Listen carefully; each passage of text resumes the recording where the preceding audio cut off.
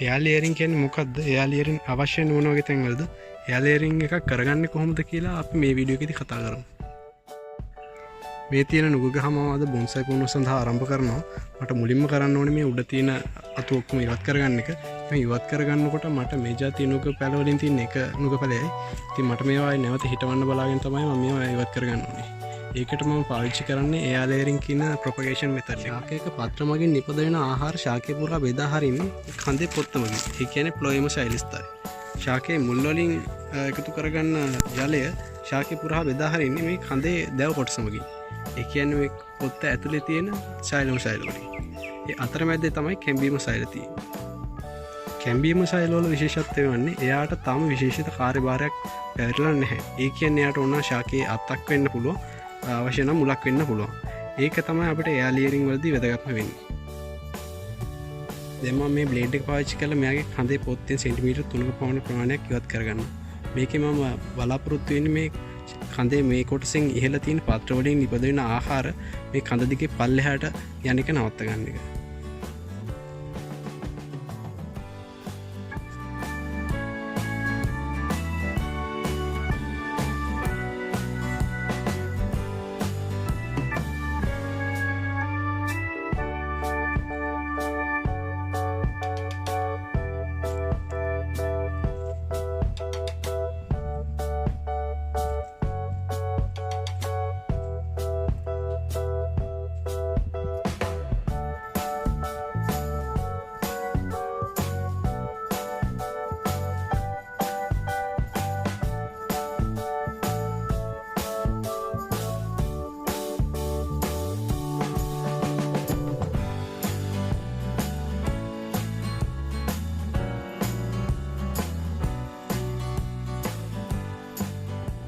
මේ අපි ඉවත් කරගත්ත ගහේ පොත්තේ ඇතුලෙන් තමයි ෆ්ලෝයම් ශෛලස්තරය තියෙන්නේ. එතකොට මේ දැව කොටසේ පිටින් තමයි කැම්බියම් ශෛලස්තරය තියෙන්නේ. අපි මෙහෙම කැම්බියම් ශෛලස්තරය ඉවත් කරගන්නේ මෙයා මෙහෙම ඉවත් කරගත්තේ නැත්නම් මෙයා නැවතත් ගහේ කඳේ පොත්ත නිර්මාණය කරගන්නවා.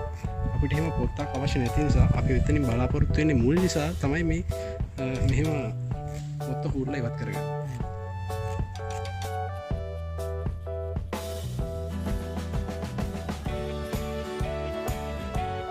දැන් ගහේ ඉහළ කොටසේ පත්‍ර වලින් නිපදෙන ආහාර මේ කඳ දිගේ පල්ලෙහාට යන එක සම්පූර්ණයෙන්ම නැවතිලා තියෙනවා. දැන් අපිට එතන මේ කැම්බියම් සයිඩ් වලට කාර්යයක් දෙන්න අවශ්‍යයි. ඒ කියන්නේ දැන් මෙයාට අවශ්‍ය වෙන මුල්.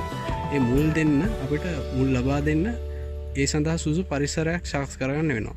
ඒ සඳහා සුසු පරිසරයක් සකස් කරගත්තාට පස්සේ මේ කැම්බියම් සයිඩ් ස්තරයේ එයාට සුසු කාර්යභාරයට හැඩගැහෙනවා. ඒ කියන්නේ එයා මුල් නිපදව ගන්නවා. දැන් මෙතන පස් රඳව ගන්න අපි මේ විදිහට පොලිතින් එකක් පාවිච්චි කරනවා.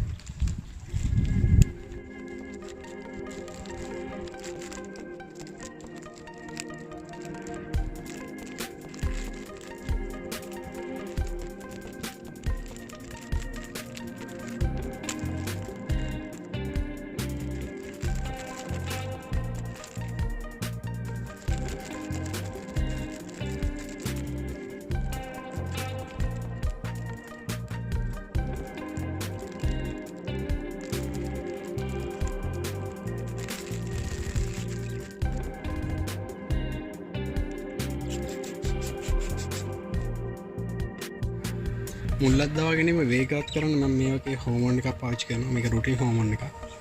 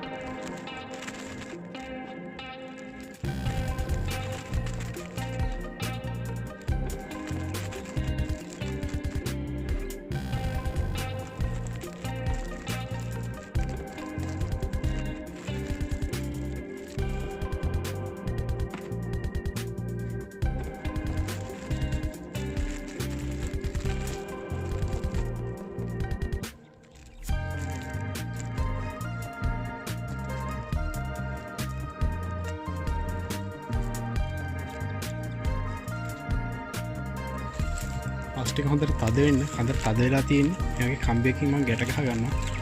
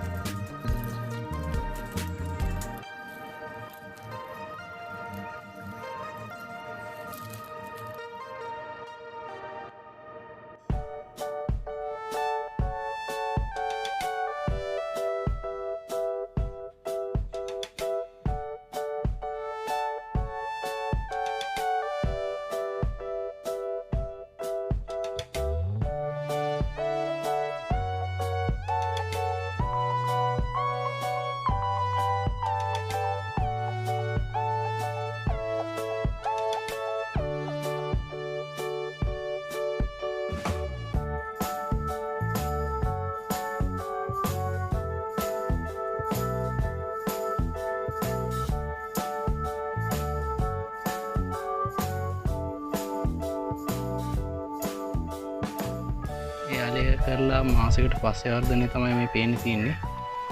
හැම යාලයකම හොඳට මුල් වර්ධනය වෙලා තියෙනවා. ඉතින් අපිට දැන් මෙයාලව කපලා අයින් කරගන්න පුළුවන්.